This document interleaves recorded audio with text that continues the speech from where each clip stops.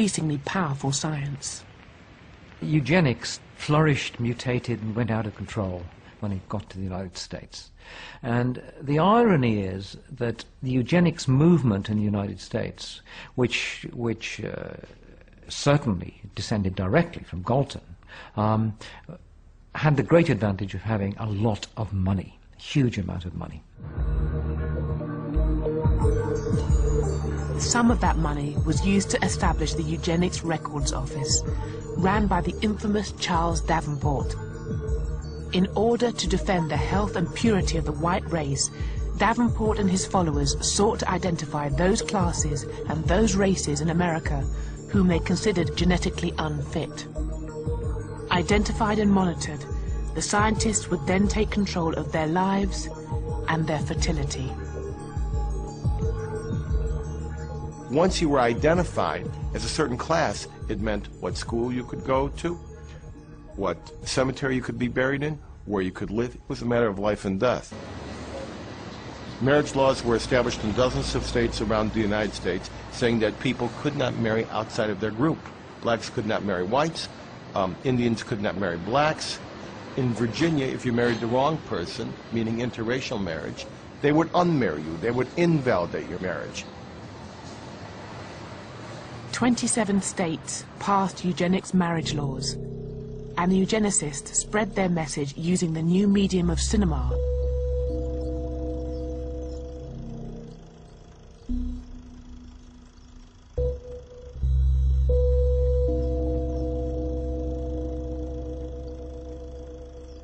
The propaganda was intended to protect the genetic health of the white race.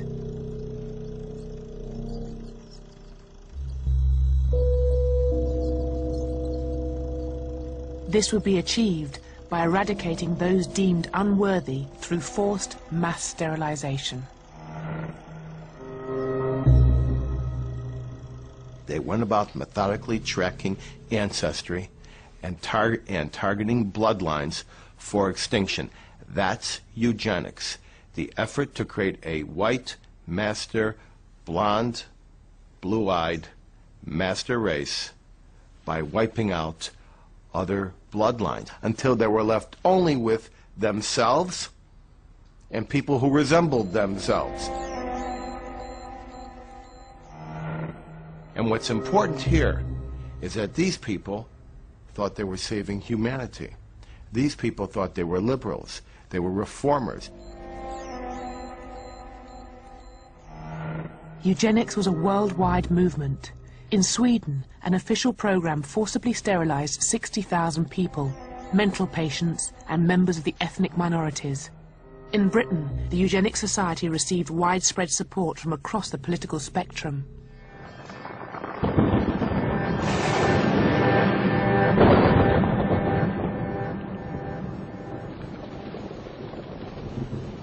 But it was in Germany that the radical ideas of the American eugenics movement found its most receptive audience.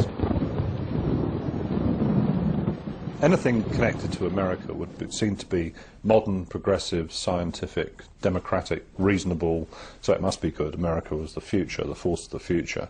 Secondly, I think that many European eugenicists, including the Germans, liked the tone adopted by American eugenicists, which was very radical and sort of no-nonsense, and they didn't use euphemisms. They said exactly what they meant. The Americans provided more than just inspiration. American foundations also bankrolled the development of German eugenics. This was the Kaiser Wilhelm Institute of Anthropology and Human Heredity. In the 1930s, the men and women who worked here received grants from the American Rockefeller Foundation. And the leading scientist here was the man who made his name in Namibia, Eugen Fischer.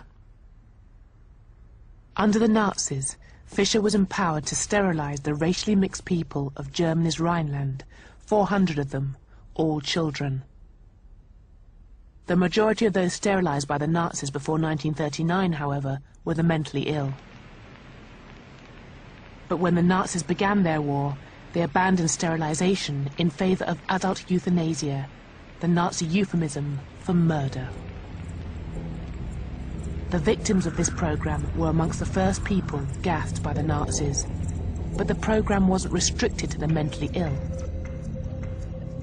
When they have killed the target figure of mental patients they want to kill, which is roughly 70,000 people, they slightly exceeded it.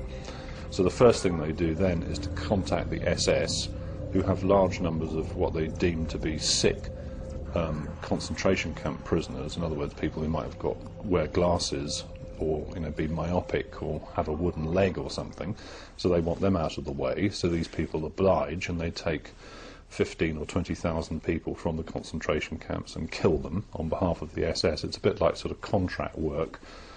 And then when the SS and other people have decided they're going to go for the big project, which is to kill the Jewish population of Europe, and in particular that of Poland, which is the biggest population they're concerned with, then those people push themselves forward and say, well, hey, we can do this, we've done it, we have a record of doing this, we murder people.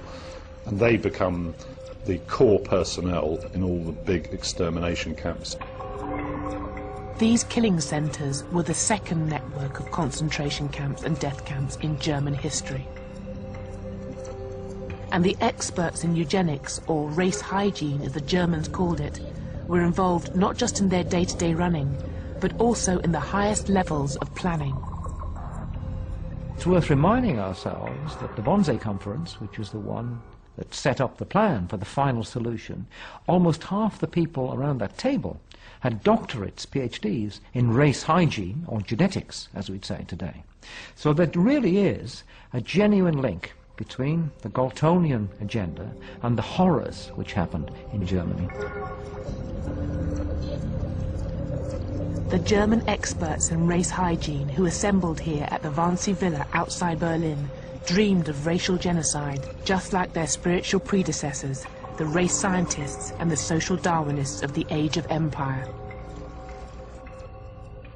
But the colonial genocides, inspired and justified by the 19th century theorists, have been written out of Europe's history. The horrors of the Shark Island death camp, the destruction of the Tasmanian Aboriginals, the 30 million victims of the Indian famines, all have been forgotten. The erasure of this memory encourages the belief that Nazi violence was an aberration in European history. Though the Holocaust itself was motivated by the fanatical anti-Semitism of the Nazis, it can also be seen as part of a longer historical continuum, one that identifies it as a logical extension of scientific racism. But this history, like the bones in the Namibian deserts, refuses to remain buried forever.